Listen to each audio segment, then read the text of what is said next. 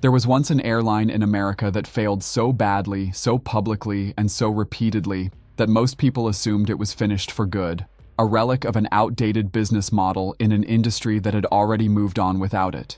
It filed for bankruptcy not once, but twice in just a few years, drowning in debt, losing passengers, and collapsing under the weight of its own complexity. And yet, what happened next wasn't a slow disappearance, but a transformation so unexpected, so strategic, that it would quietly reshape the entire airline industry, proving that sometimes the smartest companies aren't the ones that avoid failure, but the ones that learn how to rebuild from it.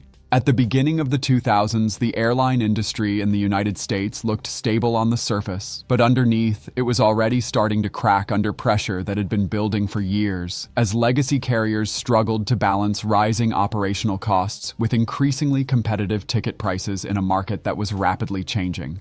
Airlines like US Airways were operating on a model that had once worked extremely well: complex hub and spoke systems, large fleets, and expensive labor agreements.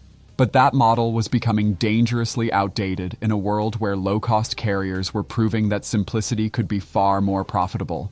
Then, almost overnight, everything changed. The events of September 11th didn't just shock the world, they sent the aviation industry into one of the deepest crises in its history as demand for air travel collapsed, passenger numbers dropped dramatically, and revenue streams that airlines depended on simply vanished. For US Airways, which was already operating on thin margins and carrying significant debt, this wasn't just a downturn, it was a breaking point. By 2002, the situation had become impossible to manage. The airline filed for Chapter 11 bankruptcy, hoping to restructure its finances and buy time, but even that wasn't enough to solve the deeper issues that had been building inside the company for years. Costs were still too high, operations were still too complex, and competition from more efficient airlines continued to intensify. And then something even more alarming happened. Just 2 years later, in 2004, US Airways filed for bankruptcy again. 2 bankruptcies in such a short period of time wasn't just a red flag, it was a signal to the entire industry that this airline was likely beyond saving, that whatever problems it had were too deeply rooted to fix with simple restructuring. Analysts, competitors, and even some insiders began to assume that it was only a matter of time before US Airways would disappear completely. But what almost no one realized at the time was that the very pressure pushing the airline toward collapse was also forcing it to make decisions it had avoided for decades, and those decisions were about to change everything. By the time US Airways entered its second bankruptcy, the illusion that it could simply fix its problems and return to business as usual had completely disappeared, replaced by a far more uncomfortable reality. The airline, as it existed, was no longer viable in a market that had fundamentally changed around it. This wasn't just a financial crisis, it was an identity crisis, one that forced leadership to confront a question they had long avoided. What if the entire model was broken? And for the first time, instead of resisting that idea, they embraced it. The restructuring that followed wasn't cosmetic, and it wasn't temporary. It was deeply structural, cutting into the core of how the airline operated, how it spent money, and how it made decisions. Labor agreements, which had once been untouchable, were renegotiated under intense pressure, reducing costs, but also reshaping internal dynamics in ways that would have been impossible outside of bankruptcy protection. Routes that had existed for years, sometimes decades, were eliminated without hesitation if they failed to meet strict profitability thresholds, signaling a shift away from prestige and toward pure financial discipline.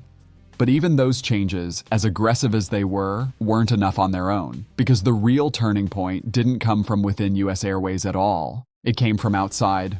In 2005, in a move that surprised much of the industry, US Airways merged with American West Airlines, a much smaller carrier that, on paper, looked like the weaker partner, but in reality operated with a level of efficiency and cost control that US Airways had never been able to achieve. And in a reversal of traditional expectations, it wasn't the larger airline that dictated the future, it was the smaller one. America West's leadership, led by Doug Parker, took control of the combined company, bringing with them a radically different philosophy that prioritized simplicity over scale, discipline over expansion, and profitability over legacy thinking. Instead of trying to rebuild the old US Airways, they effectively replaced it with a new operating mindset, one that blended elements of low-cost efficiency with the network advantages of a legacy carrier. And slowly, almost quietly, the airline began to change. Not in a way that made headlines overnight, but in the numbers, in the decisions, and in the consistency that had once been completely missing. For the first time in years, US Airways wasn't just surviving. It was learning how to operate smarter. What made the new US Airways different wasn't something you could immediately see from the outside, because it wasn't about a new logo, or a redesigned cabin, or even a dramatic expansion into new markets. It was something far less visible, but far more powerful, embedded deep within how the airline made decisions every single day.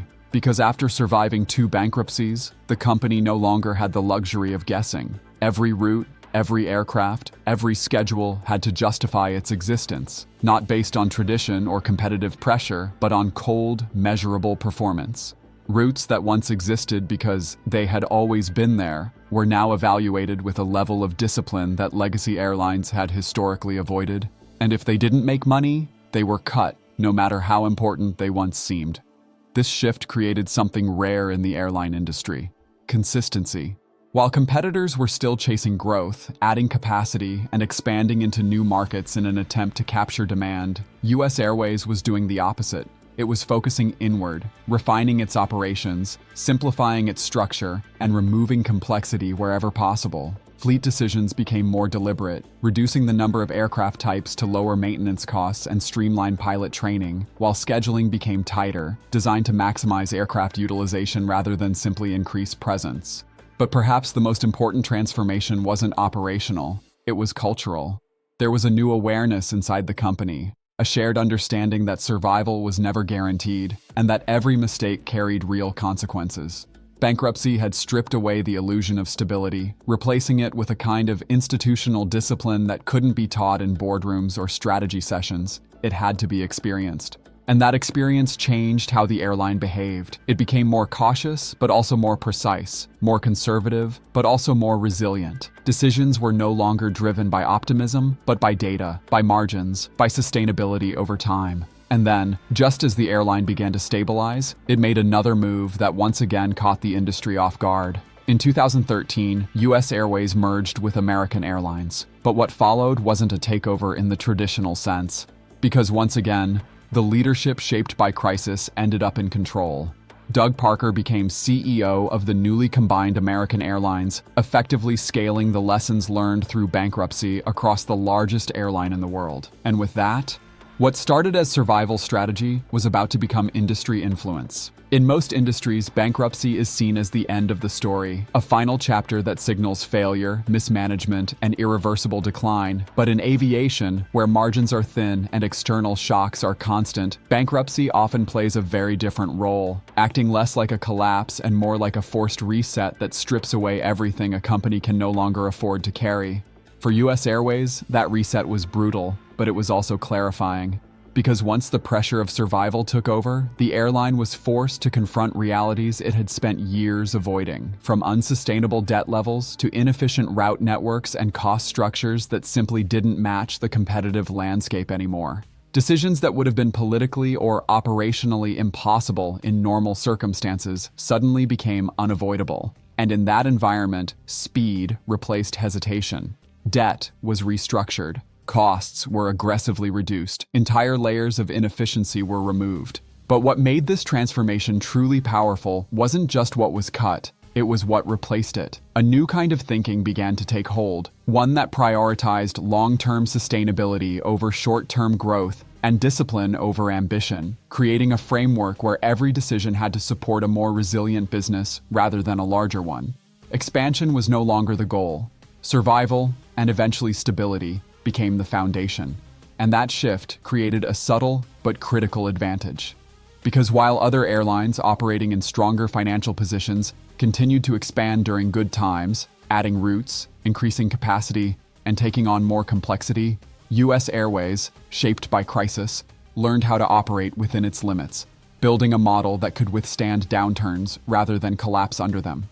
It became, in a way, an airline designed not just for growth, but for endurance.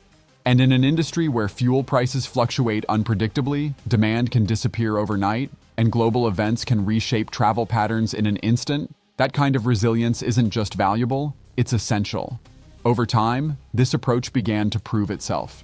The airline didn't always lead in size. It didn't always dominate headlines. But it developed something far more important: the ability to survive when others struggled. And in aviation, where even the largest carriers have faced moments of crisis, that ability often determines who remains in the sky and who disappears from it. Because in the end, the strongest airlines aren't necessarily the ones that grow the fastest.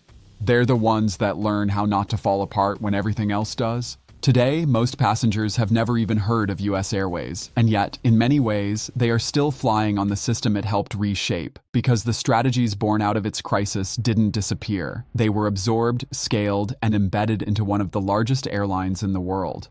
What started as a story of failure quietly became a blueprint for survival, because US Airways proved something the industry didn't fully understand before: that bankruptcy isn't always the end of an airline, but sometimes the moment it finally becomes what it should have been all along: leaner, smarter, more disciplined. And in an industry where one bad decision can cost billions and one crisis can erase decades of growth, that kind of transformation isn't just impressive, it's necessary. So the next time you board a flight, remember this: some of the most resilient systems in aviation were not built in times of success, but forged in moments of extreme pressure. If you enjoyed this story and want more deep dives into aviation, strategy, and the hidden forces shaping the skies, make sure to subscribe, because the next story might completely change how you see the airline industry.